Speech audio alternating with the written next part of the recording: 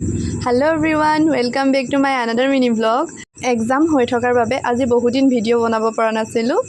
আজি মই আৰু বা আহিছোঁ ভাগৱতলৈ বুলি। গড়মূৰ বৰনামঘৰত অখণ্ড ভাগৱত পাঠ হৈ আছিল। মই যিহেতু গড়মূৰতে আছোঁ সেইবাবে মই আৰু বা ওলালোঁ ভাগৱত পাঠলৈ বুলি। নামঘৰটোৰ অলপ আগত থকা বিষ্ণু আৰু ৰুক্মিণীৰ মূৰ্তিভাগ সঁচাই বহুত ভাল লগা আছিলে। অৱশেষত আমি নামঘৰ পালোহি। বৰ সুন্দৰকৈ নামঘৰটোৰ আগভাগত মূৰ্তিৰে সজাই থোৱা আছিলে। নামঘৰৰ ভিতৰলৈ সোমাই গৈ প্ৰথমে বন্তি জ্বলালোঁ আৰু ভগৱানৰ চৰণত প্ৰাৰ্থনা কৰিলোঁ যে আহিবলগীয়া দিনবোৰ সুখৰ হওক, বেমাৰ আজাৰ দূৰ হওক। তাৰপিছত নামঘৰৰ ভিতৰত ভাগৱত পাঠ শুনিবলৈ বুলি সোমালোঁ।